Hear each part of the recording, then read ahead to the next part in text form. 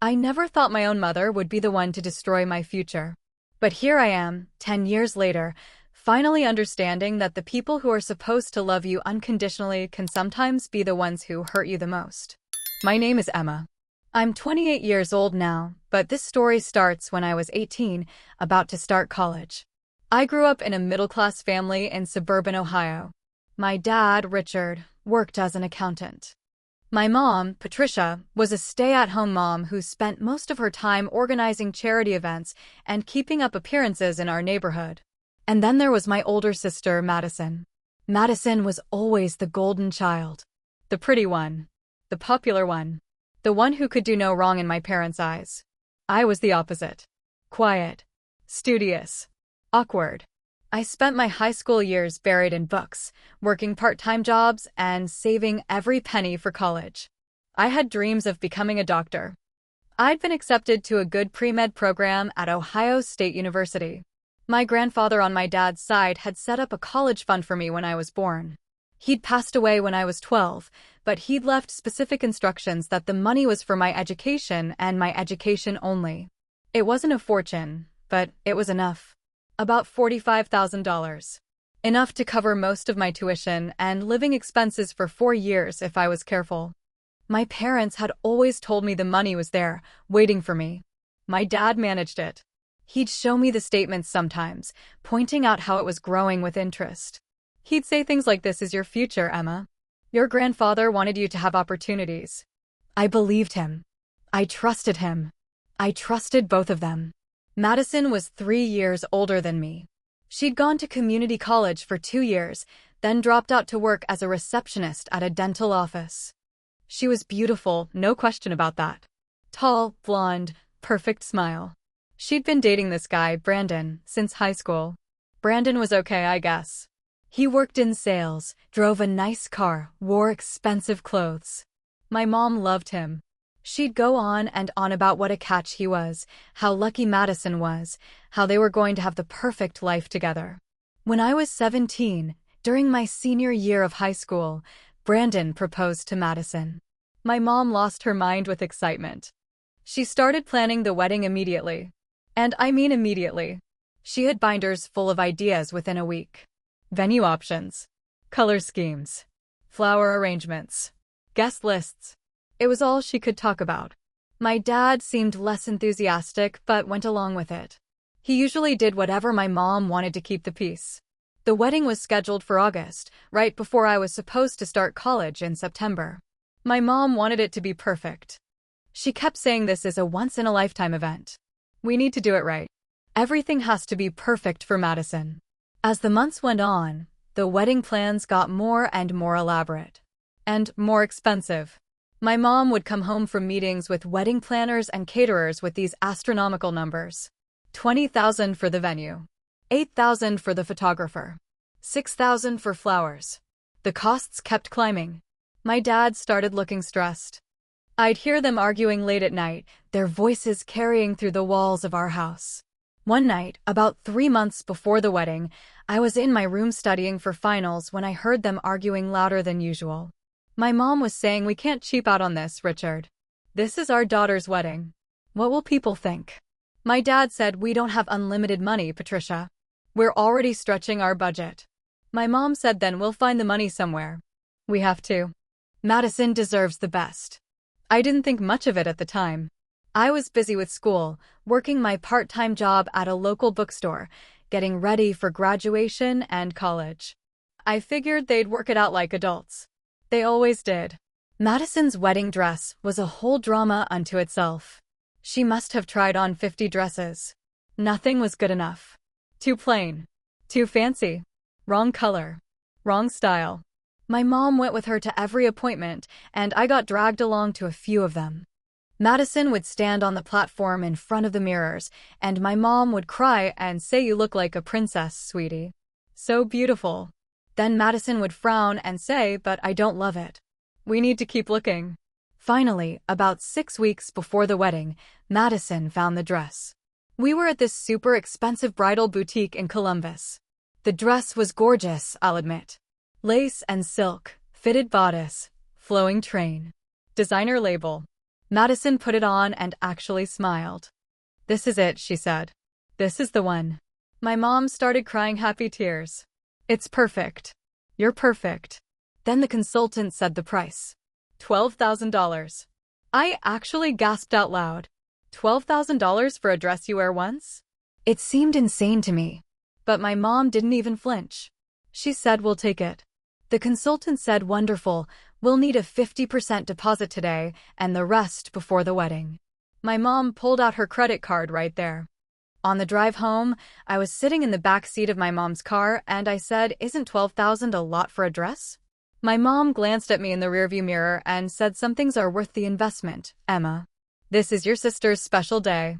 Madison, sitting in the passenger seat, turned around and said, "You wouldn't understand. You're not exactly fashion conscious." It stung, but I didn't say anything. I just looked out the window. That night at dinner, my dad looked at the receipt my mom showed him and his face went pale. "Patricia, this is too much. We can't afford this." My mom said, "We already put down the deposit. We can't back out now." What would Madison do? Go to her wedding without a dress? My dad rubbed his face with his hands. He looked exhausted. He said, "I don't know how we're going to pay for all of this." My mom said, "We'll figure it out. We always do." 2 weeks later, I came home from school and my dad was sitting at the kitchen table with a bunch of papers spread out in front of him. He looked upset. Stressed. I asked him if everything was okay. He looked up at me and said, "We need to talk, Emma. Sit down." I sat down across from him. My mom wasn't home. She was out with Madison doing more wedding stuff. My dad took a deep breath and said, "I need to tell you something, and I need you to understand that this is temporary. We'll fix it. I'll make it right." I felt my stomach drop. I said, "What is it, Dad?" He said, "We had to borrow some money from your college fund. For the wedding. Just temporarily. I'll pay it back before you start school. I promise." I stared at him. I said, "How much?" He said, "About 10,000. I felt like I'd been punched. 10,000? That's a quarter of my fund. He said, "I know, sweetheart. I know. But we didn't have a choice. The wedding costs spiraled out of control, and we couldn't get a loan fast enough. Your mom and I talked about it, and we decided this was the only option. We'll pay it back. I swear." I felt tears starting to burn in my eyes. I said, "But that's my money. Grandpa left that for me. For my education." My dad said, "I know. And you'll get it back. Every penny. I just need a few months to sort out our finances. We'll take out a loan, refinance the house if we have to. But you'll get your money back before tuition is due. I promise you, Emma." I wanted to scream.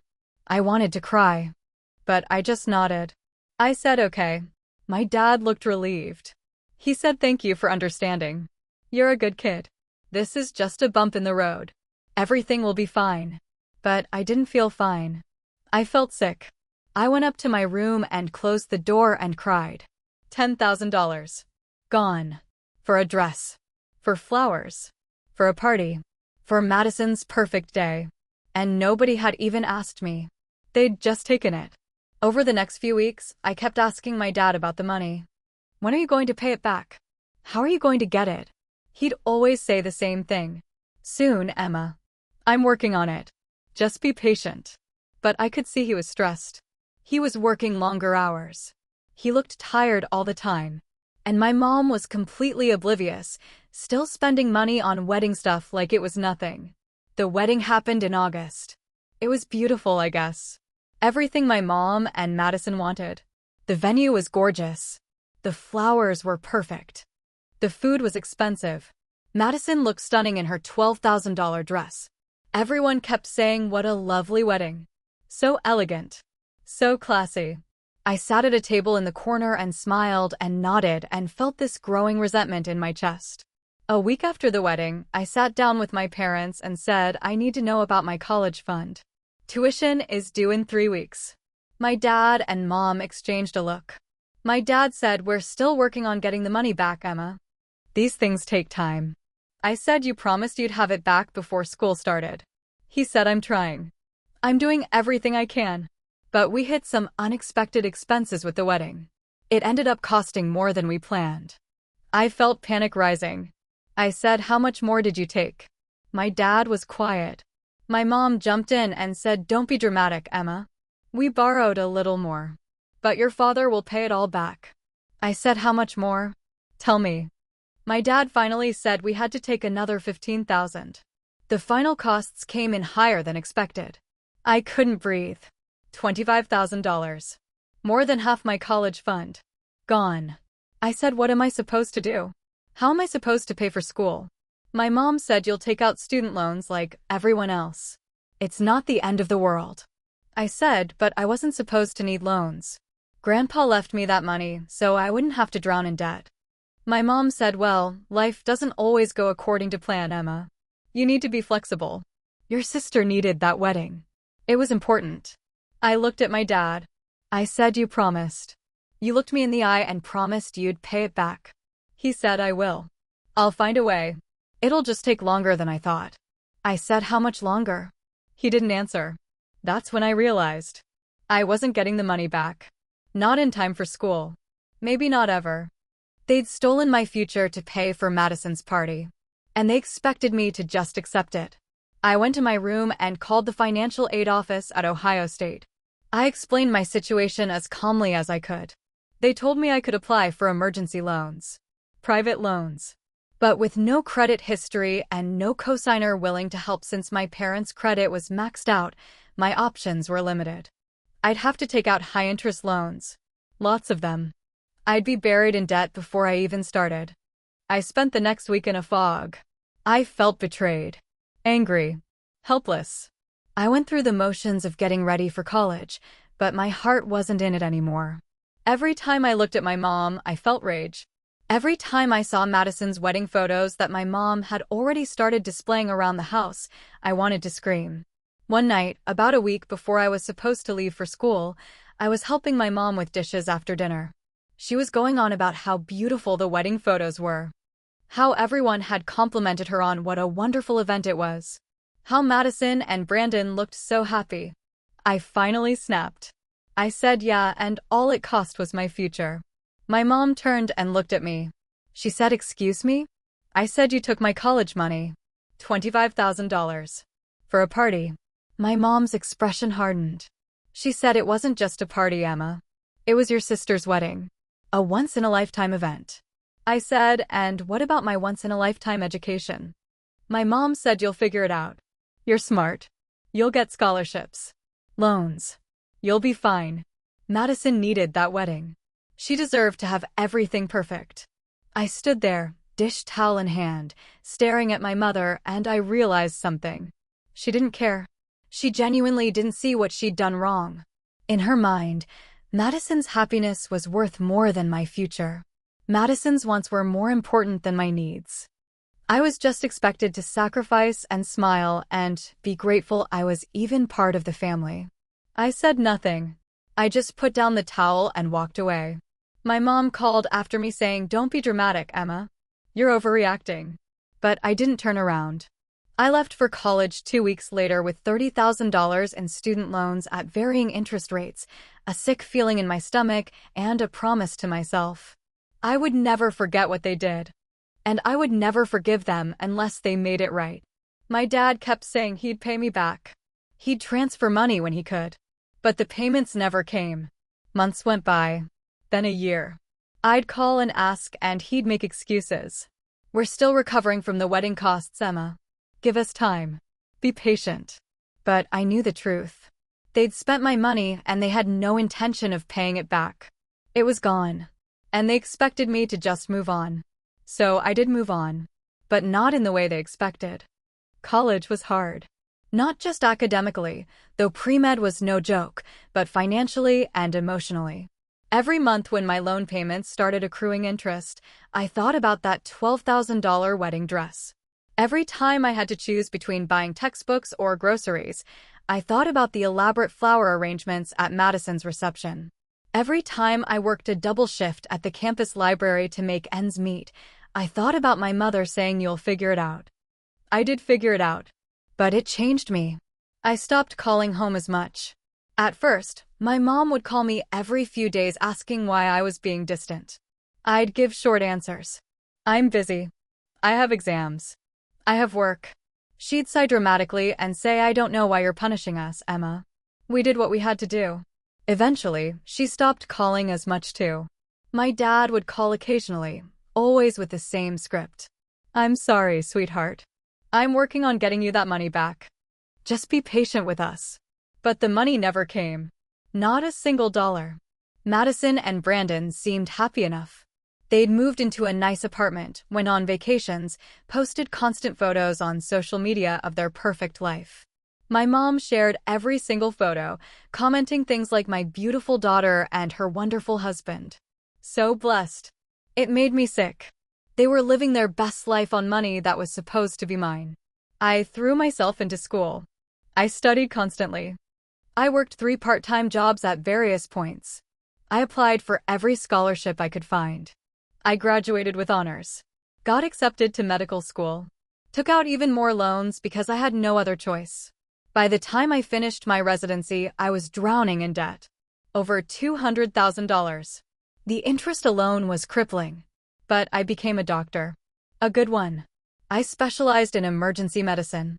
I worked at a hospital in Chicago, far away from Ohio, far away from my family. I built a life for myself. I made friends. I dated. I bought a small condo. I was proud of what I'd accomplished, but there was always this bitter undertone to everything. This knowledge that it could have been so much easier if my family hadn't betrayed me. I kept minimal contact with my parents over the years. Obligatory phone calls on holidays. Brief visits once or twice a year where I'd stay in a hotel, not at their house. I couldn't stand being in that house, seeing Madison's wedding photos still displayed like trophies. My mom would always comment on how distant I'd become. You've changed, Emma. You're so cold now. I'd just smile and say I'm busy, Mom. Life is demanding. She'd shake her head sadly like I was the problem. Madison and I barely spoke. She'd had 2 kids by this point. My mom was obsessed with being a grandmother, constantly posting photos of Madison's children, babysitting all the time, buying them expensive gifts. I didn't visit much, so I barely knew my niece and nephew. When I did see them at family gatherings, Madison would make passive-aggressive comments like it's too bad and Emma is too busy to be part of their lives. I'd bite my tongue and say work is demanding. She'd smile this fake smile and say must be nice to have such an important career. Some of us chose family instead. The resentment I felt wasn't just about the money anymore. It was about the complete lack of accountability. No one had ever apologized. Not really. No one had ever acknowledged that what they did was wrong. They'd just moved on, expected me to move on, and acted like I was the difficult one for not letting it go. Years passed. I focused on my career. I was good at my job. I saved lives. I paid down my loans slowly, painfully. By the time I was 28, I'd managed to pay off about $70,000 of debt. I still had a long way to go, but I was managing. I'd built a good life despite everything. Then, last spring, I got a call from my dad.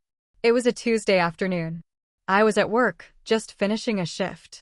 I almost didn't answer because I was exhausted, but something made me pick up. His voice sounded shaky. Emma, I need to talk to you about something. It's important. I said, what is it, Dad? He said, it's your mother. She's sick. I felt my stomach drop. Despite everything, she was still my mother. I said, what do you mean sick? He said she's been having symptoms for a few months.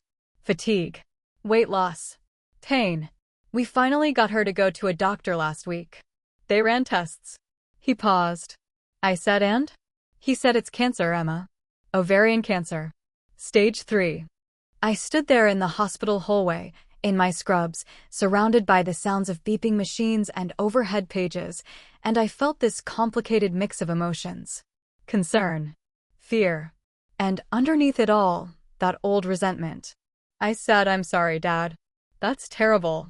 What's the treatment plan? He said they want to do surgery. Remove the tumors. Then chemotherapy. But he paused again. I said, but what? He said the surgery is expensive.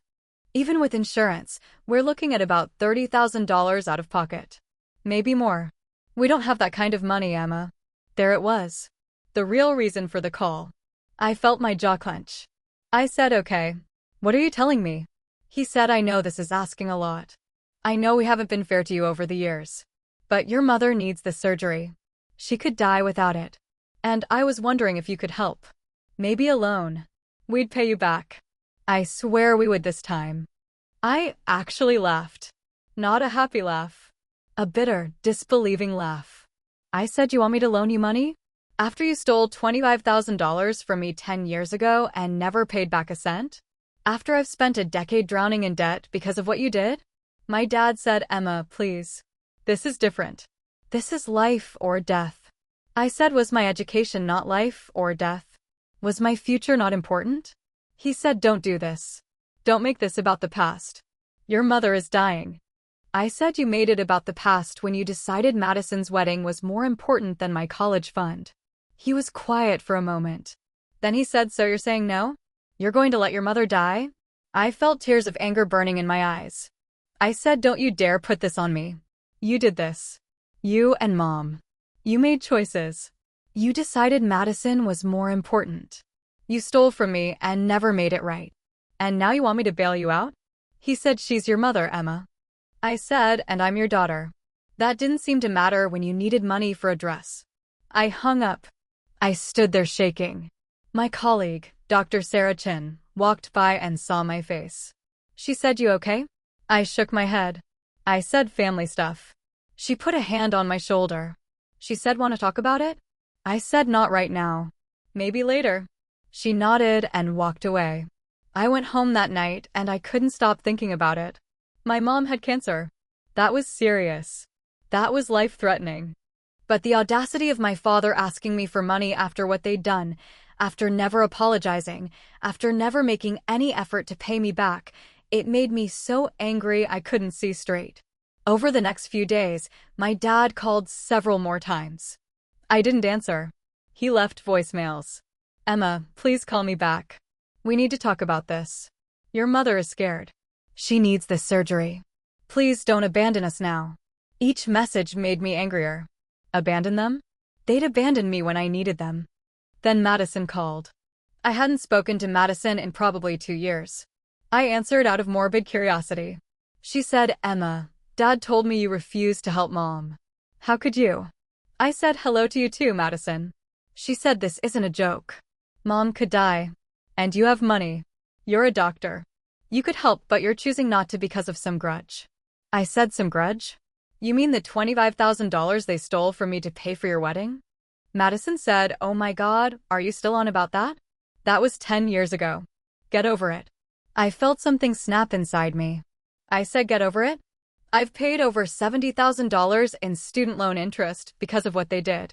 I worked 3 jobs through college.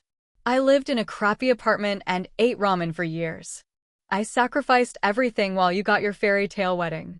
And not once did any of you apologize. Not once did you try to make it right.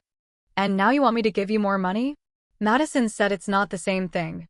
This is medical. This is Mom's life. I said my education was my life. My future was my life. But that didn't matter to any of you. Madison said you're being selfish. I said I'm being selfish? That's rich coming from you. You're the one who needed a $12,000 dress. You're the one who had to have the perfect wedding no matter what it cost. You're the one who's always been the priority. Madison said that's not fair. I said nothing about this has ever been fair, Madison. She said, so you're really going to let Mom die over this?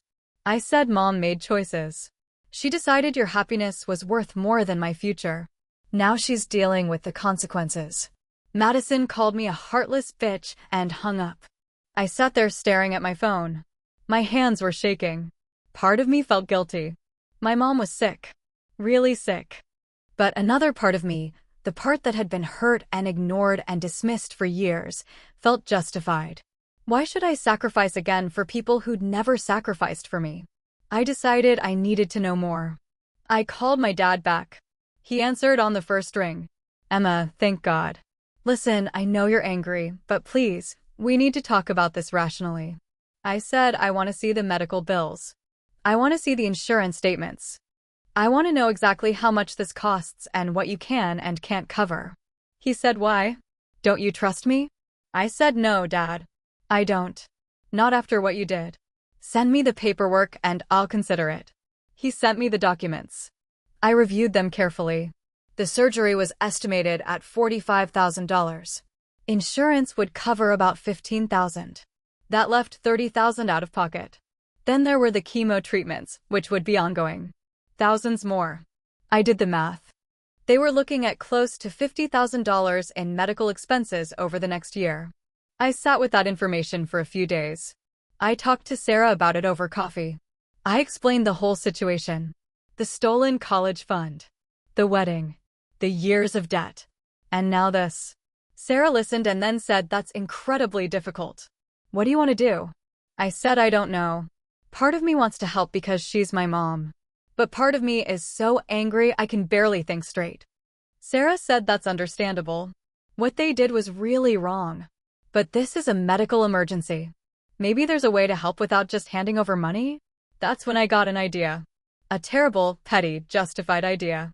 I looked at Sarah and said, "What if I helped, but on my terms?" Sarah raised an eyebrow. She said, "What do you mean?" I said, "What if I sent them a bill? An itemized bill for everything they cost me. The $25,000 they took. The interest I've paid on loans. The opportunities one lost. And I make it clear that I'll help with mom's medical expenses, but only after they acknowledge what they did and make a real plan to pay me back." Sarah looked at me for a long moment. Then she said, "That's pretty harsh." I said, "Is it? They're asking me for money. Why shouldn't I ask for mine back first?" I went home and I spent an entire weekend creating a document. I called it Financial Impact Statement. I itemized everything. The original $25,000 from my college fund.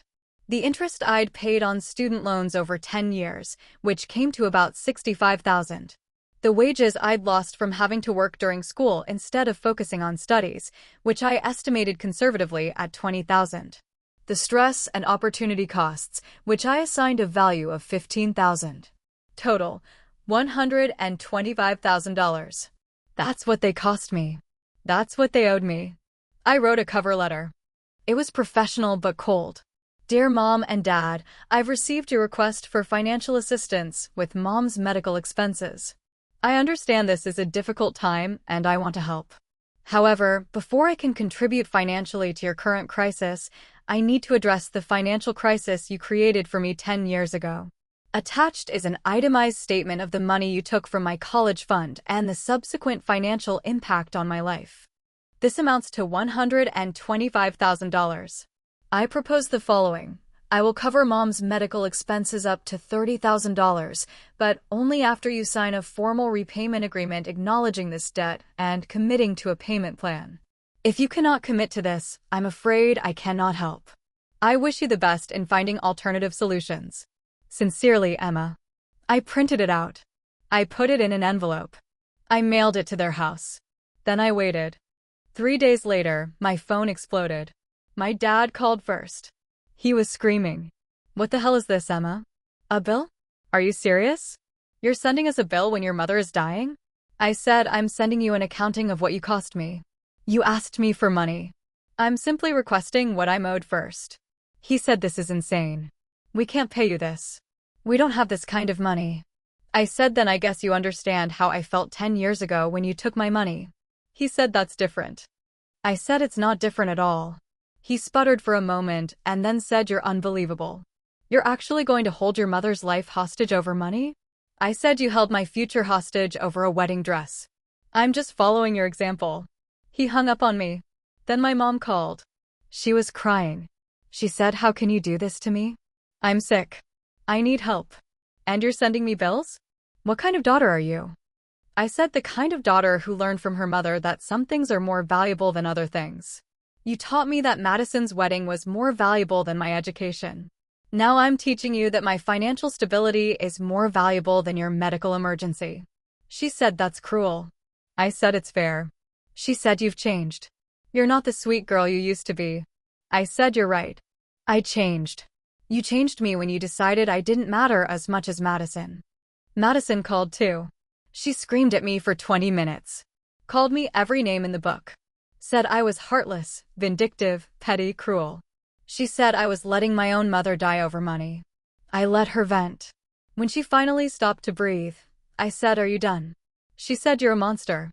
I said, "I'm a monster you all created. You want me to forgive and forget and just hand over money like none of the past matters? That's not how this works." Madison said, "Mom could die because of you." I said, "Mom could die because she spent $25,000 of my college fund on your dress instead of saving for emergencies. Actions have consequences, Madison. You're all just upset because for once, the consequences are landing on you." The calls kept coming. Family members I hadn't heard from in years suddenly had opinions. My Aunt Carol called to tell me I was being unreasonable. My cousin Jeff sent me a long text about family loyalty. Even Madison's husband Brandon called to say I should be ashamed of myself. I blocked most of them. I didn't need their judgment. They didn't know the whole story, and I wasn't interested in explaining myself to people who'd never bothered to check on me during my struggling years. But here's the thing. I wasn't actually going to let my mom die. Despite everything, I'm not that person. I'm a doctor. I took an oath. But I needed them to understand. I needed them to acknowledge what they'd done. I needed them to face consequences for once in their lives instead of just skating by while I suffered in silence. 2 weeks went by. My dad finally called back. His voice was different. Tired. Defeated. He said, "Emma, your mother's surgery is scheduled for next month. If we don't come up with the money, we'll have to postpone it. That could be dangerous. Her cancer is aggressive."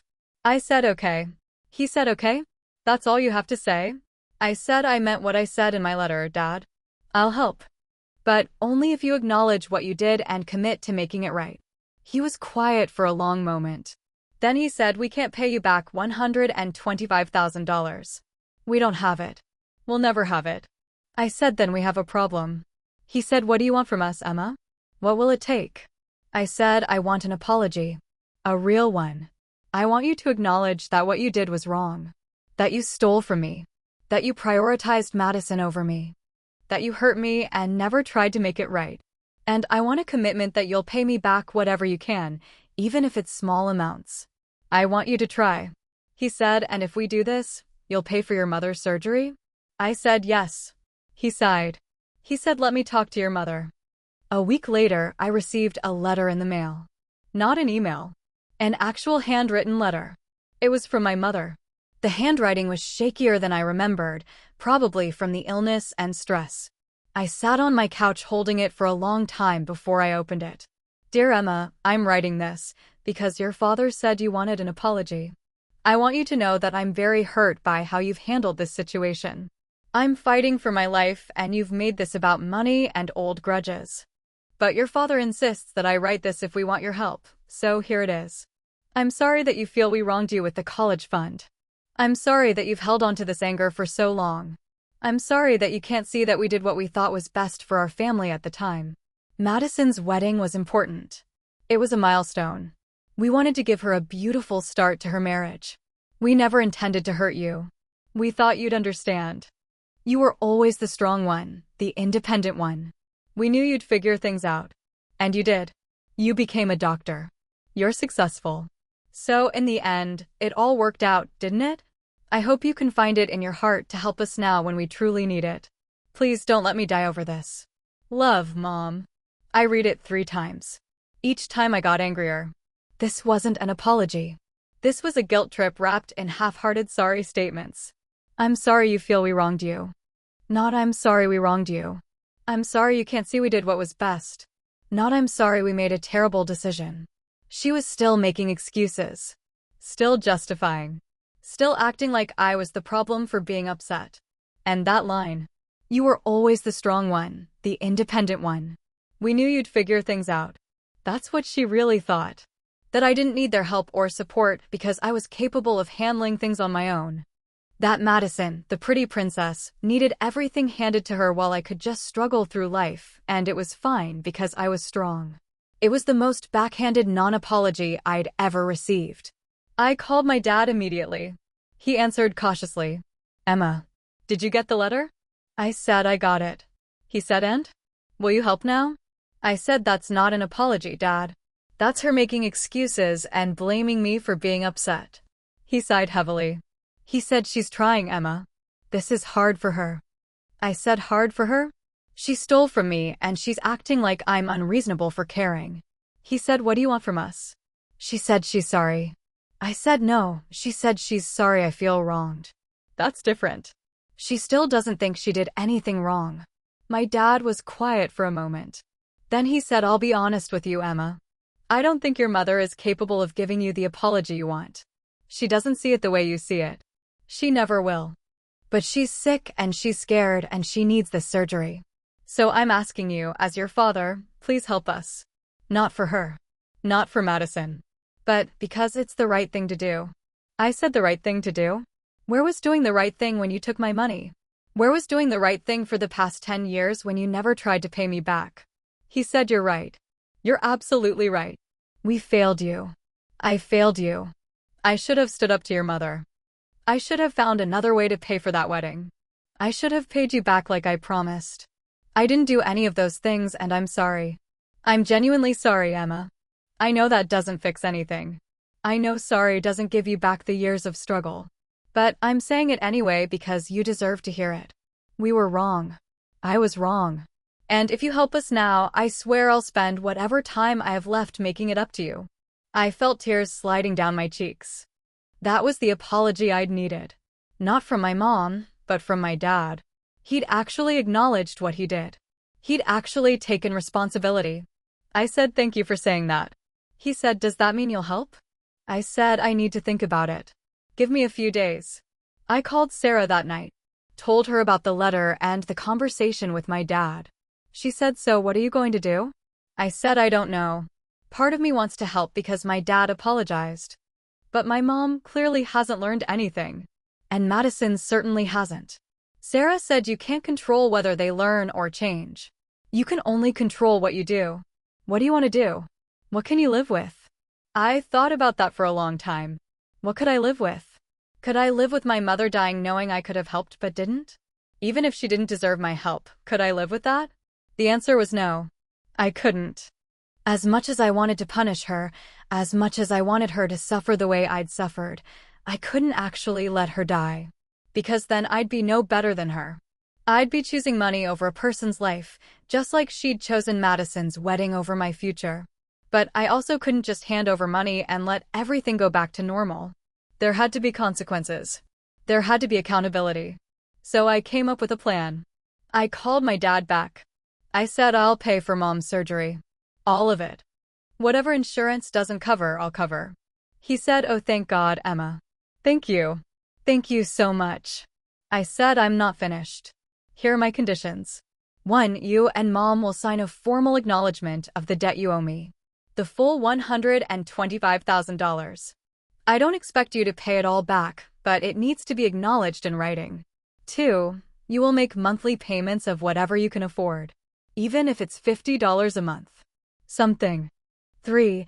Madison needs to know the truth about where the money for her wedding came from and what it cost me. She needs to know and acknowledge it. 4. I want a real apology from Mom. Not a guilt trip.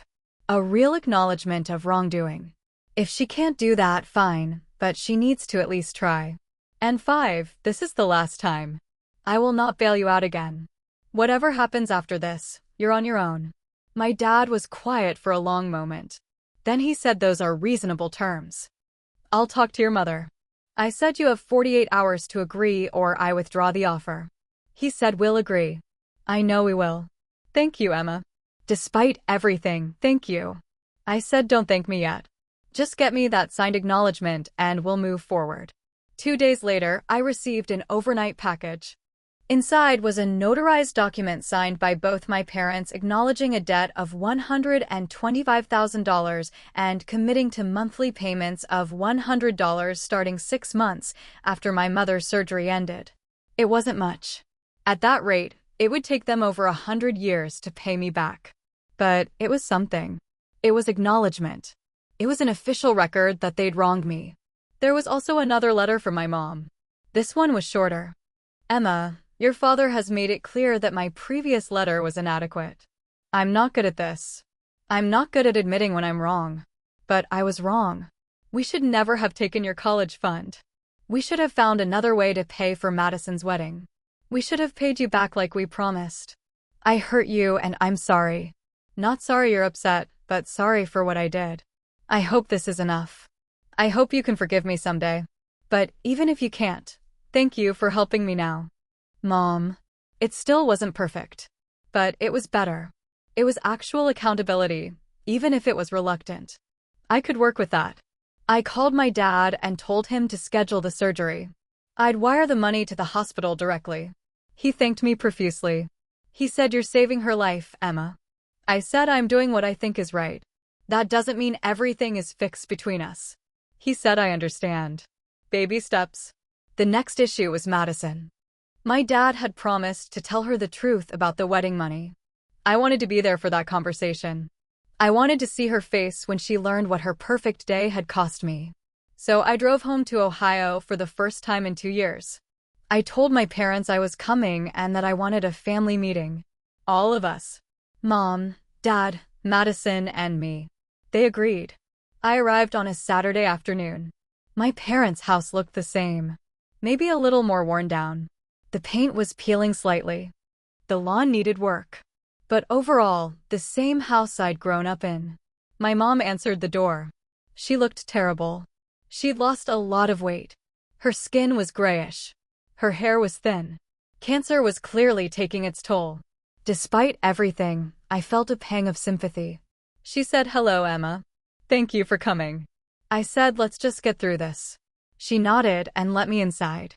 Madison was already there with Brandon and their 2 kids. The kids were playing in the living room. Madison looked at me with undisguised hostility. She didn't say hello, just glared. I ignored her and sat down at the dining room table. My dad said, "Okay, everyone, let's sit down. We need to have a conversation." Madison said, "I don't know why I have to be here for this. This is between Emma and you guys."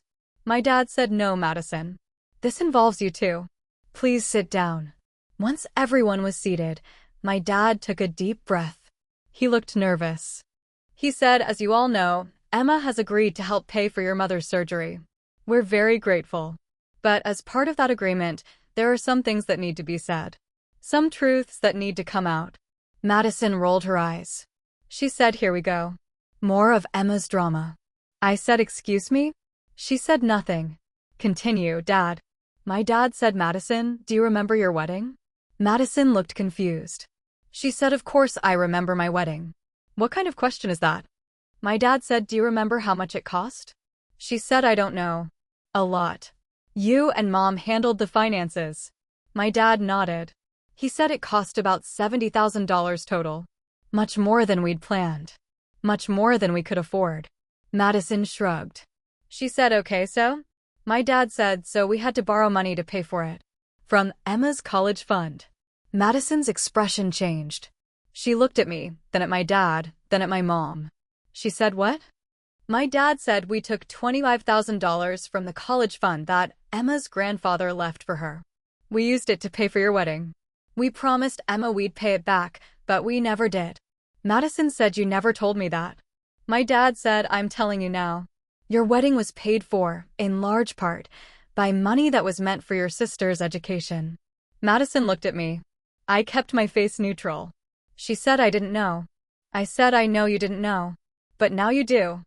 She said, "Well, it's not my fault. I didn't ask them to do that." I said, "You're right. You didn't ask. But you benefited. That $12,000 dress you had to have? My college money. The flowers? My college money. The venue? My college money. You got everything you wanted, and I spent the next 10 years drowning in student loan debt." Madison's face flushed. She said, "That's not fair." I didn't know. I said, "I'm not saying you did. But you need to understand what happened. You need to understand why I've been distant. Why I didn't want to help Mom at first. Because for 10 years, none of you cared about the sacrifice I made, involuntary as it was." Madison said, "So what do you want from me? An apology?" I said that would be a start. She stared at me. Then she said, "Fine. I'm sorry." I said, "Sorry for what?" She said, "Sorry that Mom and Dad used your college money. Sorry that you had to take out loans. Happy now?" I said, "Are you actually sorry, or are you just saying it to get through this conversation?" She said, "I don't know what you want from me, Emma. I didn't do anything wrong.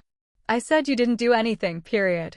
You just accepted everything handed to you and never once wondered what it cost. My mom spoke up then. She said, Emma, that's enough. You're being cruel. I turned to her. I said, cruel? You want to talk about cruel? Let's talk about how you told me I was the strong one, the independent one, so I'd figure it out. Let's talk about how you displayed Madison's wedding photos all over this house while I was eating ramen and working 3 jobs. Let's talk about how you never once checked on me to see if I was okay.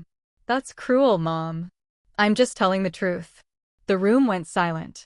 My dad rubbed his face. Madison looked uncomfortable.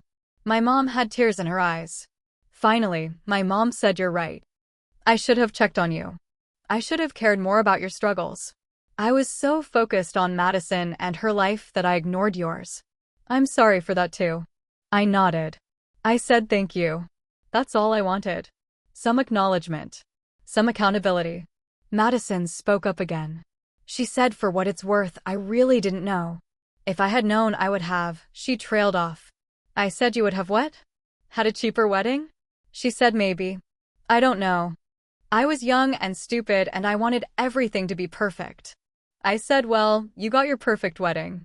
I hope it was worth it. She said, that's not fair. I said, life's not fair, Madison. I learned that lesson 10 years ago.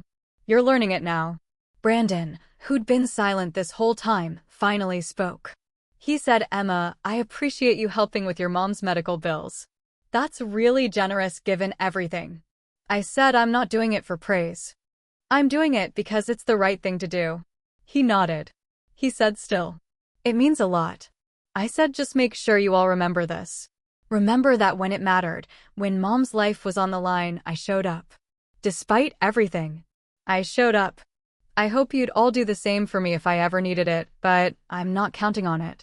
My dad said, that's not fair, Emma. We're your family. Of course we'd be there for you. I said, actions speak louder than words, Dad. We'll see. The meeting broke up shortly after that. Madison and her family left quickly, barely saying goodbye. My mom went to lie down. She looked exhausted. My dad walked me to my car. He said, thank you for doing this. For coming here. For being willing to work through this. I said, I'm not doing it for you. I'm doing it because I don't want to become like you. I don't want to be someone who prioritizes the wrong things. He flinched but nodded. He said, I deserve that. I drove back to Chicago that night. The whole way, I felt this weird mix of emotions. Relief that I'd finally said everything I needed to say. Anger that it had taken this long. Sadness that my family was so broken. But also a strange sense of peace. I'd done the right thing. I'd helped, but on my terms. I'd set boundaries. I'd demanded accountability. And I'd gotten at least some of it. My mother's surgery was scheduled for 3 weeks later. I sent the money directly to the hospital. $32,000. A huge chunk of my savings. Money I could have used for my own life, my own future, my own goals. But I sent it anyway because that's what you do for family, even when they don't deserve it. The surgery went well. My dad called to tell me. The doctors removed the tumors. They thought they'd gotten all the cancer, but she'd need chemo to be sure. He said, she's going to make it, Emma. Thanks to you. I said, I'm glad. He said, when can you come visit her? She'd like to see you. I said, I'll think about it. I'm busy with work. He said, please don't shut us out now. I said, I'm not shutting you out. I'm just maintaining boundaries. There's a difference. 2 months passed. My mom started chemo. My dad sent me updates via email. First treatment went okay. She's tired but hopeful. Second treatment was harder. She's struggling with nausea. Third treatment, she's getting through it. Taking it day by day. I read the emails but didn't respond much. I sent short replies. Glad to hear she's managing. Hope the side effects aren't too bad. That kind of thing. Then, about 3 months after the surgery, I got a check in the mail. $100. From my parents. The first payment on their debt to me. It was such a small amount compared to what they owed, but it meant something. It meant they were actually trying. I deposited it. The next month, another $100 check arrived. Then another the month after that. They were actually doing it. Actually keeping their commitment. Around that time, I also got a text from Madison. It was long and clearly took her time to write. Emma, I've been thinking a lot about our conversation. About the wedding. About the money. About everything. I want you to know that I really am sorry. Not just sorry it happened, but sorry for my part in it. I should have been more thoughtful about costs. I should have questioned where the money was coming from. I should have cared more about you during that time. I was selfish. I was so focused on my own happiness that I didn't see your pain. I'm sorry for that. I'm also sorry for how I reacted when you didn't want to help Mom at first. I called you terrible things. That wasn't fair. You had every right to be angry. I hope someday we can have a better relationship. I hope you can forgive me. Love, Madison. I read the text several times. It felt sincere. More sincere than my mom's letter, certainly. I thought about how to respond. Finally, I wrote back, Madison, thank you for saying that. I appreciate the apology. I'm not ready to just move past everything yet, but I'm willing to work toward a better relationship. That's going to take time and effort from both of us. But I'm open to trying. Thanks for reaching out. She responded immediately. Thank you for being willing to try. That means a lot. I know I have a lot to make up for. I'm ready to put in the work. Over the next few months, Madison and I started texting occasionally. Nothing deep. Just small talk. How are the kids? How's work? That kind of thing. It was awkward at first, but it got easier. She sent me photos of my niece and nephew. I realized I barely knew them. They were 5 and 7 now. I'd missed so much of their lives because of my anger and distance. That was something I needed to work on too. My mom finished her chemo treatments. The cancer was in remission. She was going to be okay, at least for now. My dad called to tell me the good news. He said we couldn't have done this without you, Emma. We literally couldn't have. I said I'm glad she's okay. He said, will you come visit? Your mom really wants to see you. To thank you in person. I hesitated. Then I said maybe. Let me check my schedule. I did visit. About a month after my mom finished chemo. It was Thanksgiving, which felt both appropriate and ironic. A holiday about gratitude and family, and here we were, trying to piece together a broken family dynamic. When I arrived at my parents' house, my mom answered the door. She looked better than the last time I'd seen her. Still thin, still tired-looking, but there was color in her cheeks again. Her hair was starting to grow back, short and gray. She smiled when she saw me, a tentative, uncertain smile. Emma, you came. I said I would. She stepped aside to let me in. She said I wasn't sure you'd actually come. I said I keep my promises, Mom. Even when other people don't. It was a low blow, but I couldn't help myself. She flinched but nodded. She said I suppose I deserve that. Come in. Everyone's in the living room. By everyone, she meant my dad, Madison, Brandon, and the kids. It was the first time in years we'd all been together for a holiday. The kids ran up to me immediately. My niece, Lily, said, are you and Emma?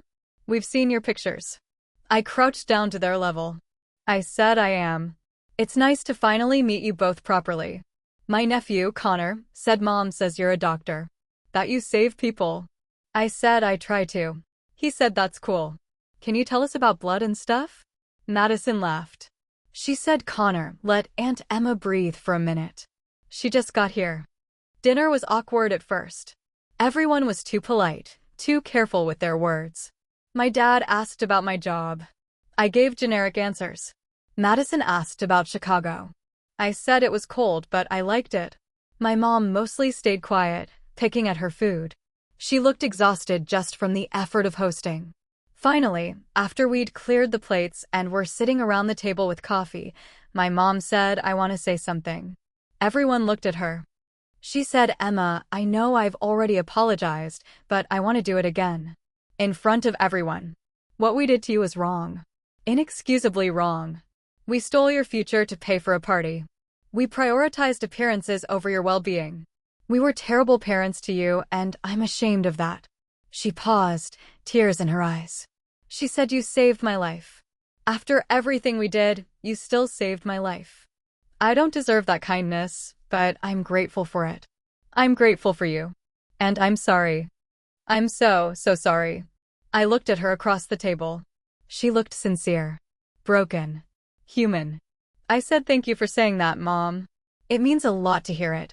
She nodded, wiping her eyes. My dad spoke up then. He said, I want to add to that. Emma, I failed you as a father.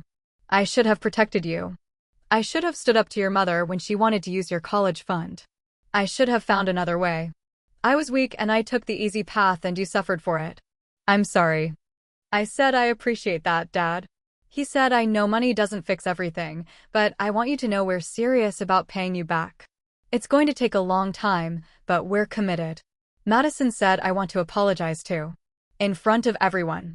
I was selfish. I didn't think about anyone but myself during that time. I didn't think about what my choices cost you. I didn't think about how hard you were working or how much you were struggling. I just wanted my perfect day. And I got it at your expense.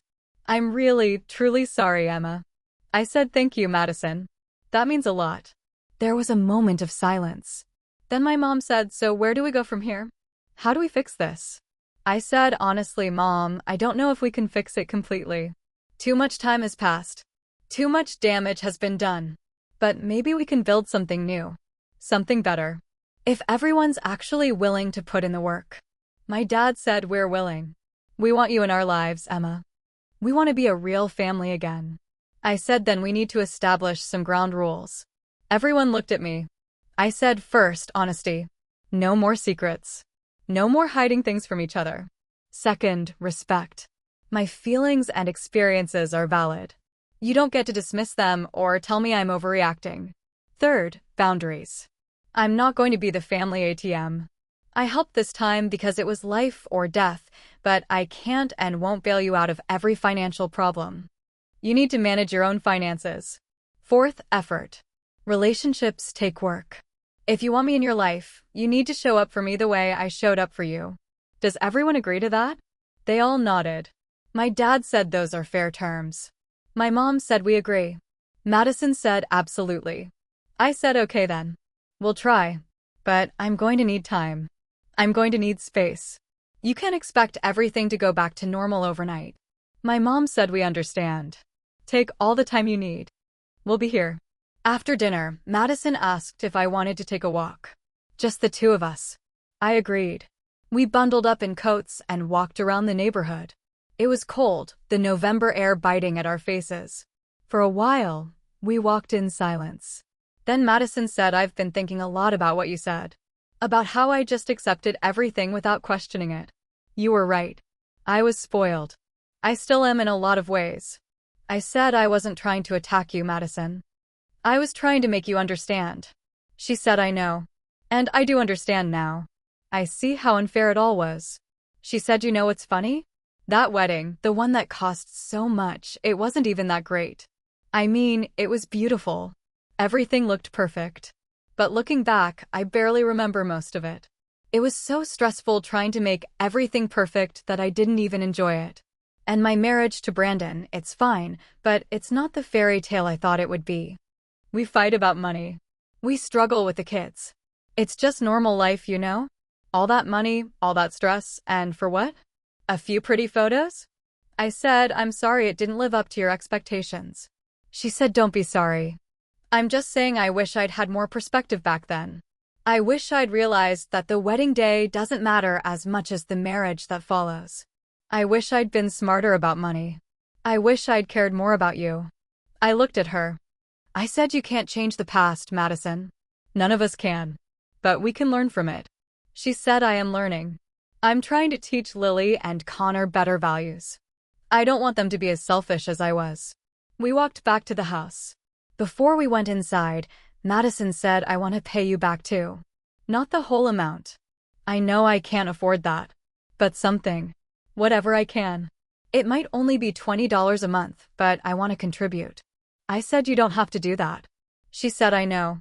But I want to. Please let me. I thought about it. Then I said, okay. If it's important to you, then okay. She hugged me then. It was the first time we'd hugged in probably 5 years. She said, thank you for giving us another chance. I drove back to Chicago the next day feeling lighter somehow. Like I'd been carrying this enormous weight for years, and I'd finally been able to put some of it down. Not all of it. I was still angry about a lot of things. I still had trust issues with my family. But at least now there was acknowledgement. There was effort. There was the beginning of healing. Over the next several months, things slowly improved. My parents kept sending their monthly $100 checks. Madison started sending $20 a month like she'd promised. It wasn't much, but it was consistent. It showed they were trying. We started talking more. Phone calls every few weeks. My mom would tell me about her recovery. My dad would tell me about work. Madison would send me updates about the kids. I started visiting more. Not often, but more than before. Maybe once every couple months. Short visits, usually just for a weekend. The kids and I got to know each other. Lily liked to draw and would show me her artwork. Connor was obsessed with dinosaurs and would tell me facts about them. They were good kids. Sweet kids. I'd missed out on so much of their lives because of my anger at their mother. That was on me. Around the 6-month mark after my mom's surgery, something unexpected happened. My mom got a part-time job. She'd never worked outside the home during my childhood. She'd always been a stay-at-home mom, focused on volunteering and social activities. But she got a job as a receptionist at a local real estate office. It wasn't glamorous and it didn't pay much, but she was working. When she told me, I was surprised. I said, "Why did you get a job, Mom?" She said, "Because I wanted to contribute more to paying you back. The $100 a month is coming from your father's salary." I wanted to add to it. "So I'm working now. Whatever I make, half of it goes to you." I didn't know what to say. I said, "You didn't have to do that." She said, "I know. But I wanted to. I need to. It's important to me that I make this right, even if it takes the rest of my life." True to her word, the monthly payments from my parents increased. Instead of $100, they started sending $200, sometimes $250. It still wasn't a lot in the grand scheme of things, but it was significant for them. They were sacrificing. They were prioritizing paying me back. That meant something. Madison also stepped up. She'd gotten a raise at the dental office, where she worked, and started sending $50 a month instead of $20. She'd send the checks with little notes. "Thank you for everything. We're making progress. Love you." Small gestures, but they accumulated over time. I was also paying off my student loans more aggressively now. With my income as a doctor and without having to support my family financially, I was able to make large payments. By the time I was 29, I'd paid off all of my student loans. Every single penny. I was debt-free for the first time since I was 18. The day I made that final payment, I cried. I actually cried. Tears of relief and accomplishment and vindication. I'd done it. Despite everything, I'd done it. I called my dad to tell him.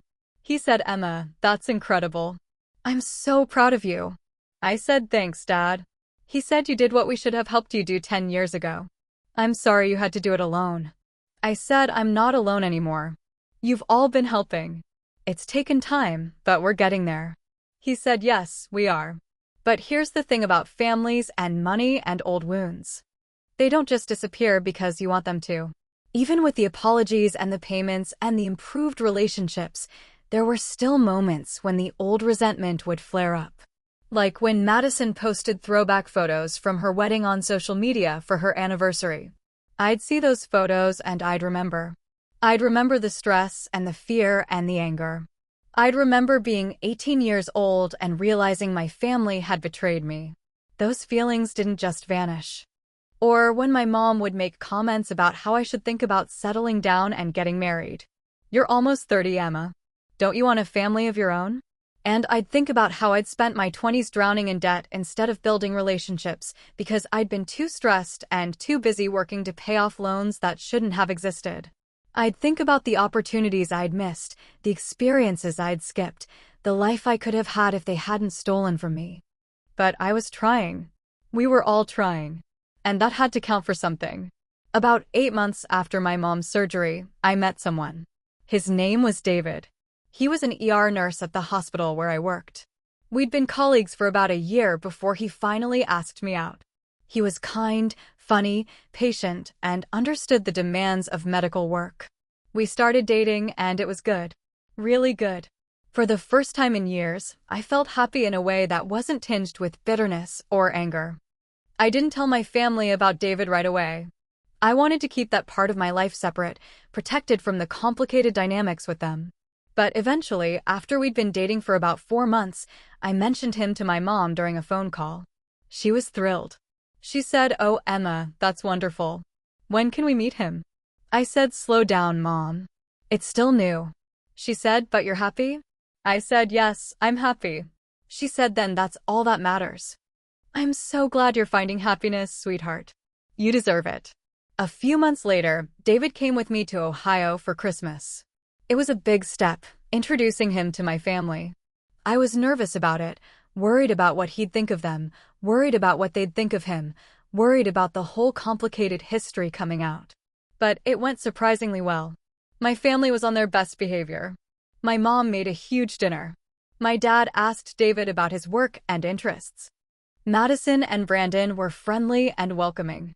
The kids loved him immediately because he was good with children. After dinner, my mom pulled me aside in the kitchen. She said, "He's wonderful, Emma. You can see he really cares about you." I said, "He does." She said, "I'm so happy for you." She paused. Then she said, "You know, seeing you happy like this, it makes me realize how much we took from you all those years ago. Not just money, but time, joy, peace of mind. You spent your 20s struggling when you should have been living. I'm sorry for that." I said, "I know, Mom." She said, "I hope you can forgive us someday. Fully forgive us." I said, "I'm working on it. It's a process." That night, as David and I were getting ready for bed in the hotel room we'd booked, he said, "Your family is nice. A little intense, but nice." I said, "They weren't always this nice to me." He said, "You don't have to talk about it if you don't want to." I said, "No, you should know. If we're going to be serious, you should understand why my relationship with them is complicated." So I told him everything. The whole story. The college fund. The wedding. The years of struggle. The medical crisis. The slow rebuilding. He listened without interrupting. When I finished, he said, "Wow. That's a lot." I said, "Yeah." He said, "And you still help them? After all that?" I said, "I did." He said, "Why?" I thought about it. I said, "Because holding on to anger was eating me alive. Because I didn't want to become the kind of person who lets someone die over money, even if they deserved it. Because I wanted to be better than they were." He said, "That's incredibly mature." I said, "I don't know about mature. Necessary, maybe." He said, "For what it's worth, I think you handled it amazingly. You set boundaries. You demanded accountability. But you also showed compassion. That's not easy." I said, "It's still not perfect. I'm still angry sometimes. I still remember what they did and it hurts." He said, "Of course it does. But you're moving forward. That's what matters." He kissed my forehead. He said, "I'm proud of you. And I'm glad you trusted me enough to tell me." I said, "I'm glad too." He said, "So, am I going to have to worry about them stealing your money again?" I laughed. I said, "No. We have agreements in place. And I'm much more protective of my finances now." He said, "Good. Because I have plans that involve you and your financial stability." I said, "Oh, really? What kind of plans?" He smiled. He said, "You'll see. Be patient." 6 months later, David proposed. It was simple and perfect. We were on a weekend trip to Michigan, walking along the beach at sunset, and he just stopped and said, "I want to spend my life with you. Will you marry me?" I said yes immediately. I'd never been more sure of anything. We got engaged in May and planned to get married the following spring. Small ceremony, close friends and family, nothing elaborate. I'd learned my lesson about expensive weddings. When I told my family, they were ecstatic. My mom cried happy tears. My dad said, "I'm so happy for you, sweetheart. David's a great guy." Madison said, "Can I help plan?" "I'd love to be involved if you want me to be." I hesitated. Then I said, "Sure. But Madison, we're keeping it simple. Small budget. No $12,000 dresses." She laughed. She said, "Understood. I promise I'll be helpful, not demanding." Planning the wedding with Madison was actually kind of healing. We'd spend hours on the phone talking about flowers and venues and guest lists. She was genuinely helpful and respectful of my budget constraints. She'd make suggestions, and if I said that's too expensive, she'd immediately say, okay, let's find something cheaper. It was like she'd learned something from the past after all. My mom offered to contribute to the wedding. She said, I know we still owe you money, but I'd like to help with your wedding if you'll let me. I said, Mom, you don't have to do that. She said, I want to. Please. Let me do this for you. Let me give you the wedding support I should have given Madison without destroying your future in the process. I thought about it. Then I said, okay, but only what you can actually afford. No going into debt. No borrowing from anyone. She said, I promise. Your father and I have been saving. We can contribute $5,000. That's what we can afford without hurting ourselves. I said, then I accept. Thank you. The wedding planning process brought our family closer than we'd been in years. It felt like we were actually functioning as a family, working together towards something positive instead of being weighed down by past betrayals and resentments. But even as things improved, I never forgot what had happened. I couldn't forget. Those years of struggle had shaped me, changed me, made me who I was. One afternoon, about 3 months before the wedding, I was at my parents' house helping my mom go through some old photo albums. We were looking for pictures to display at the reception. As we flipped through the pages, we came across photos from Madison's wedding. My mom paused. She said, do you want me to skip these? I looked at the photos. Madison in her expensive dress. The elaborate decorations. Everyone smiling and celebrating. I said, no, it's okay. She said, it doesn't bother you? I said, it bothers me. It always will, a little bit. But I can look at them now without feeling like I'm going to explode. My mom was quiet for a moment. Then she said, I look at these photos differently now.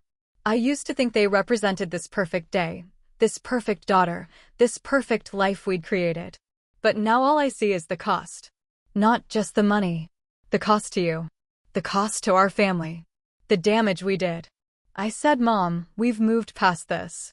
She said, have we? I know you've forgiven us, at least partially. But I haven't forgiven myself. I don't know if I ever will. I looked at her. Really looked at her. She'd aged so much in the past 2 years. Some of it was the cancer, but some of it was guilt. I could see it in her eyes. She said, sometimes I lie awake at night thinking about 18-year-old you, finding out we'd stolen your money. How scared you must have been. How betrayed you must have felt. And I think about how I dismissed your feelings, told you to just figure it out, acted like you were being dramatic. What kind of mother does that? I said, a mother who made a mistake. A big mistake. But you're trying to fix it now. That has to count for something. She said, I'm trying, but I can never give you back those years. I can never undo the stress and the struggle. I can pay you back money, but I can't pay you back time. I said, no, you can't. But you can be better moving forward. And you have been. She nodded, wiping tears from her eyes. She said, thank you for giving us another chance. Not everyone would. I said, I didn't do it for you. I did it for me. I didn't want to be consumed by anger for the rest of my life. She said, either way, thank you. We finished looking through the albums. Found some good photos from my childhood. My first day of school. Family vacations. Birthday parties. Simpler times before everything got complicated. My mom said, you were such a sweet child. So smart and kind. I said, I'm still smart and kind, Mom. Just more guarded now. She said, I don't blame you. As the wedding approached, I noticed something interesting. The monthly payments from my family had been consistent for almost 2 years now. My parents were sending around $250 a month. Madison was sending $50. Over 2 years, that added up to about $7,000. It wasn't close to the $125,000 they owed me, but it was something. It showed commitment. It showed they were serious about making amends. One evening, about a month before the wedding, I sat down and did some calculations. If they continued paying at this rate, they'd pay me back the original $25,000 they took in about 6 or 7 years. The interest and lost wages, the other $100,000, would take decades. They'd be paying me for the rest of their lives. And, honestly, that felt right somehow. Not in a vindictive way, but in a justice way. They'd made a choice that affected my entire life. It was only fair that their choice had lasting consequences for them too. But I also realized something. I didn't need the money anymore. I was financially stable. I had a good job, a paid-off condo, no debt, and savings in the bank. The monthly payments from my family weren't about the money anymore. They were about accountability. They were about my family consistently showing me, month after month, that they understood what they'd done and were committed to making it right. That mattered more than the actual dollars. My wedding day arrived in April. It was a beautiful spring day, sunny and warm. We got married in a small botanical garden with about 50 guests. My dress cost $800, not $12,000. The flowers were simple and elegant. The food was good but not extravagant. The whole wedding cost about $15,000, with my parents contributing their $5,000 as promised. It was perfect. Everything I wanted. And it didn't destroy anyone's financial future. My dad walked me down the aisle. As we walked, he leaned in and whispered, "I'm so proud of you, Emma. For everything you've overcome. For the person you've become. Despite us." I whispered back, "Because of you, actually. What you did taught me to be strong. To be independent. To value myself." He said, "I wish we'd taught you those things in a better way." I said, "Me too. But we can't change the past." He said, "No, but we can make the future better." I said, "That's what I'm trying to do." The ceremony was beautiful. David and I exchanged vows we'd written ourselves. I promised to love him, support him, and build a life together based on honesty and respect. He promised the same. When the officiant pronounced us married and we kissed, I felt something I hadn't felt in years. Complete happiness. Untainted by resentment or anger or old wounds. Just pure joy.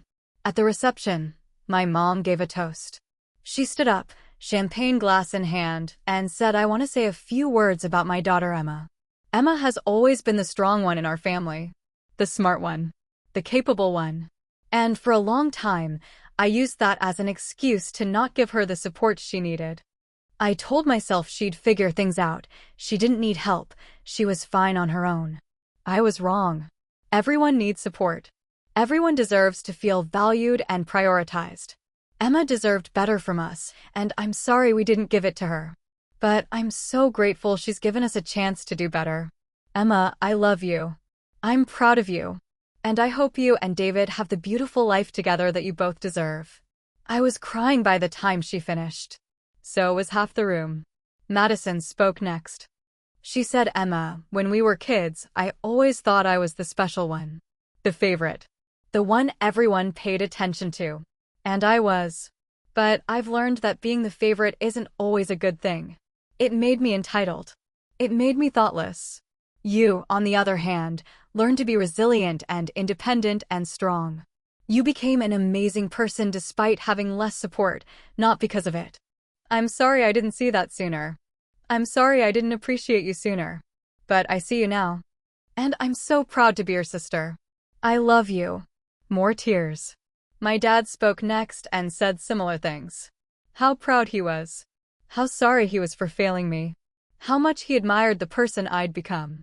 David's parents spoke too, welcoming me into their family. It was all very emotional and beautiful. After the speeches, as David and I were dancing, he said, "You have a good family. Complicated, but good." I said, "They're getting there." He said, "They love you. You can see it." I said, "I know they do. It just took them a while to know how to show it properly." He said, "Well, you don't have to worry about that with me. I'll always show you." I said, "I know. That's why I married you." A few weeks after the wedding, I got a letter in the mail from my mom. Inside was a check and a note. The check was for $10,000. The note said, "Emma, your father and I have been saving up for this. We sold some things. Cut back on expenses. Saved every penny we could. This is the largest payment we've been able to make toward our debt to you. It's still not everything we owe, not even close, but it's progress. We'll keep making monthly payments like we have been, but we wanted to give you something bigger too. Use this for your honeymoon or your future or whatever you want. We love you. Mom." I stared at the check. $10,000. That was significant for them. That represented real sacrifice. I called my mom immediately. She answered and said, "Did you get our letter?" I said I did. "Mom, this is too much.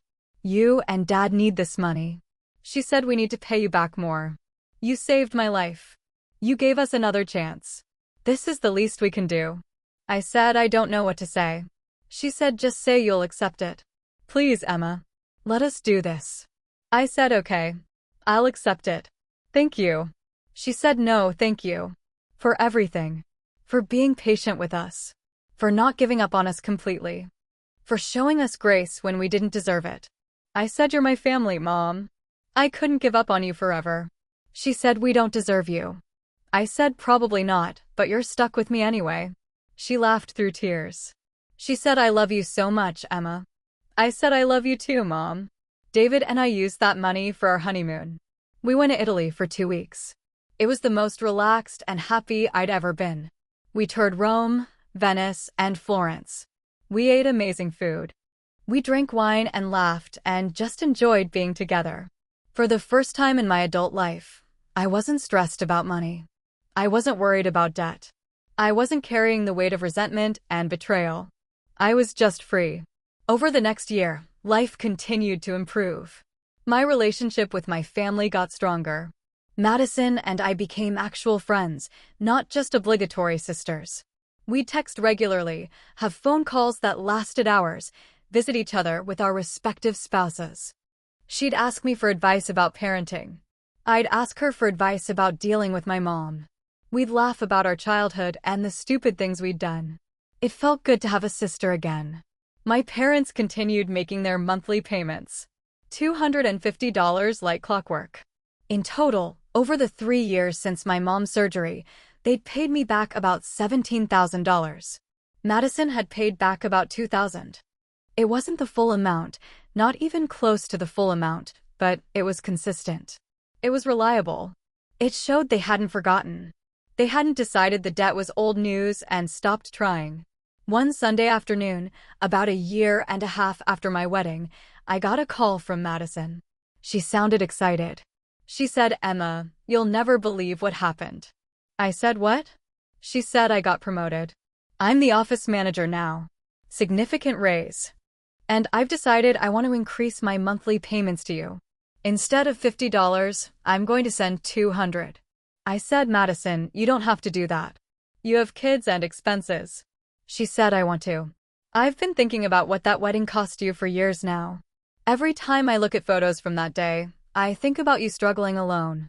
I want to make it right, even if it takes me 30 years. I felt tears in my eyes. I said that means a lot to me. She said you saved Mom's life. You gave our family another chance. This is the least I can do. I said thank you, Madison. Really? She said no, thank you. For not writing us off completely. For being willing to rebuild. I don't know if I would have been that generous if our positions were reversed. That conversation stayed with me for days. My family was really trying. Genuinely trying. And maybe that was all I could ask for. They couldn't give me back the years I'd lost.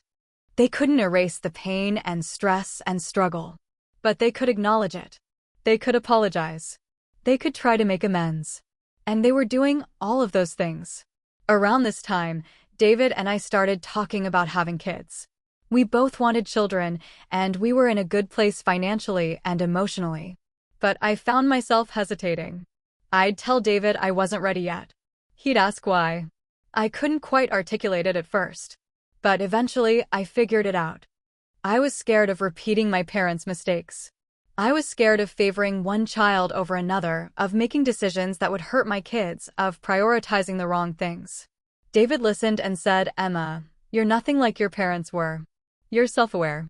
You've learned from their mistakes. You'll be a great mother. I said, how do you know? He said, because you've shown me you are. You're fair. You're thoughtful. You value people over appearances. You learned all the right lessons from the wrong examples. His words helped. We decided to start trying. And a few months later, I got pregnant. When I told my family, they were overjoyed. My mom cried happy tears. My dad said I'm going to be a grandfather again. Madison said our kids will be cousins. They'll grow up together. It felt good. It felt right. Like we'd finally gotten to a place where we could celebrate good news together without the shadow of the past hanging over everything. But I'd be lying if I said everything was perfect. there were still moments when the old feelings resurfaced. Like when my mom started talking about being involved with the baby, about babysitting regularly, about being there for every milestone. Part of me wanted to say, where was this energy when I needed you? Where were you when I was struggling through medical school? But I bit my tongue. I'd learned that holding on to those thoughts only hurt me.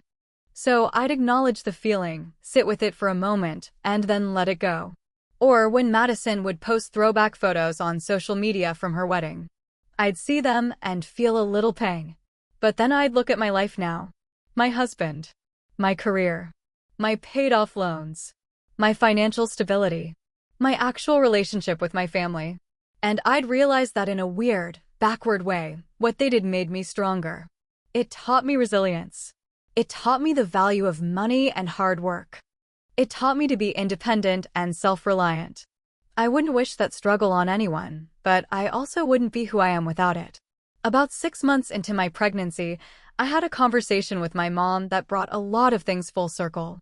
We were sitting in her living room, drinking tea, talking about nursery colors and baby names. Out of nowhere, she said, "Emma, I want to ask you something." I said, "Okay." She said, "Do you think you'll ever fully forgive us? I mean, really, truly forgive us? Not just say you forgive us, but actually feel it?" I thought about it for a long time. She waited patiently. Finally, I said, "I don't know, Mom. I think I've forgiven you as much as I can right now. I don't hate you. I'm not consumed by anger anymore. I've let go of most of the resentment. But I don't think I can ever completely forget what happened or how it felt. It's part of my story now. Part of who I am." She nodded. She said, "That's fair. That's more than fair." I said, "But I can move forward. I have moved forward. And that's what matters." She said, "It is. It really is." She said, "You know, when you were born, I had all these ideas about what kind of mother I'd be. I was going to be perfect. I was going to give you and Madison everything you needed. I was going to be supportive and loving and fair. And then life happened and I failed in so many ways. I prioritized the wrong things. I made terrible decisions. I hurt you deeply. I can't take that back. But I can try every day to be better. And I will. For the rest of my life, I'll keep trying." I said, "I believe you, Mom. And I appreciate the effort." She said, "When your baby is born, I promise I'll be a better grandmother than I was a mother to you. I'll be there for you and for your child in all the ways I should have been before." I said, "I'm counting on it." She smiled. She said, "You won't regret giving us this chance. I promise." My daughter was born in March, almost exactly 2 years after my wedding. We named her Claire. She was perfect. Tiny and beautiful and completely healthy. When I held her for the first time, I felt this overwhelming sense of love and responsibility. I understood, maybe for the first time, what my parents must have felt when Madison and I were born. That desire to give your child everything, to make their life perfect, to protect them from all harm. But I also understood that the way you do that matters. You can't sacrifice one child for another. You can't steal someone's future to pay for someone else's party. You have to be fair and thoughtful and put your children's needs above your own wants. My family came to the hospital to meet Claire. My mom held her and cried. My dad looked at her with such tenderness. Madison said, "She's beautiful, Emma. She looks just like you did as a baby." Connor and Lily were fascinated by their new cousin. The whole family gathered around this tiny person, and it felt healing somehow. Like Claire represented a new chapter for all of us. A chance to do things right. Over the following months, my parents were incredibly helpful. They'd come visit every few weeks to help with Claire. They'd cook meals, do laundry, give David and me breaks. My mom would hold Claire and talk to her softly. My dad would walk around with her when she was fussy. They were good grandparents. Really good. And it made me think about what could have been. If they'd been this attentive and supportive when I was struggling through college, how different would my life have been? But I'd learned to stop thinking that way. I couldn't change the past. I could only accept it and move forward. Madison was also wonderful. She'd bring her kids over for playdates. She'd share parenting advice. She'd check in regularly to see how I was doing. One afternoon, as we were watching our kids play together, she said being a parent makes me understand even more how badly mom and dad screwed up with you. Like, I can't imagine taking money from Lily or Connor's future for my own wants. I can't imagine putting one of them in that position. It's unthinkable. I said I know. She said, how did you forgive them? I said I decided that holding on to anger was hurting me more than it was hurting them. I decided to prioritize my own peace over making them suffer. She said that's really mature. I said I'm not sure it's maturity. Maybe just self-preservation. Now, 3.5 years after my mom's surgery, things are good. Really good. My family's not perfect. We still have complicated dynamics. There are still moments of tension. But we're functional. We're trying. We're building something better than what we had before. My parents have paid me back about $27,000 total. Madison has paid back about $4,000. Together, they've returned about a quarter of what they owe me. At this rate, they'll be paying me for the next 20 years. And honestly, I'm okay with that. Because here's what I've learned. Justice isn't always swift, and it's not always complete. Sometimes justice is slow and partial and imperfect. But it's still justice. My family acknowledged what they did. They apologized. They're making amends the best way they can. They're showing up for me now in ways they didn't before. They're prioritizing me and my family in ways they never did when I was younger. That's not perfect, but it's something. And I've learned that forgiveness doesn't mean forgetting. It doesn't mean pretending the hurt never happened. It means deciding that the hurt doesn't define your relationship anymore. It means choosing to move forward rather than staying stuck in the past. It means letting go of the anger because carrying it is exhausting and it doesn't change anything. I look at Claire sometimes and I think about what I'll teach her about family, about money, about fairness. I'll teach her that people make mistakes, sometimes huge ones, but that doesn't mean they're irredeemable. I'll teach her that accountability matters, that actions have consequences, and that saying sorry means nothing without changed behavior. I'll teach her to set boundaries, to value herself, to never let anyone take advantage of her kindness. But I'll also teach her about grace and second chances and the long, hard work of rebuilding broken relationships. My story doesn't have a perfect ending. My family didn't magically become flawless. They didn't suddenly pay back all the money with interest and apologize profusely every day. Real life doesn't work that way. But they've done the work. They've shown up. They've tried consistently for years. And I've learned that sometimes that's enough. Sometimes consistent effort over time is the best form of justice. Sometimes watching people actually change and grow and become better is more satisfying than any amount of money or any perfect apology could ever be. So to anyone reading this who's dealing with family betrayal, with manipulation, with being taken advantage of by the people who are supposed to love you most, here's my advice. You don't owe anyone your forgiveness. You don't have to maintain relationships with people who hurt you, even if they're family. But if you choose to try, if you choose to give them another chance, make sure it's on your terms. Set boundaries. Demand accountability. Require changed behavior, not just empty apologies. And be patient with yourself. Healing takes time. Trust takes time. You don't have to rush it. And remember, you're not responsible for other people's mistakes. You're only responsible for how you respond to them. You can choose bitterness or you can choose peace. You can choose to be consumed by what was taken from you, or you can choose to build something new with what you have left. Neither choice is wrong. But for me, choosing peace, choosing to move forward, choosing to let my family try to make amends, that was the right choice. Not because they deserved it, but because I deserved to be free from the weight of all that anger. My mother's cancer is still in remission. She's healthy and active and enjoying being a grandmother.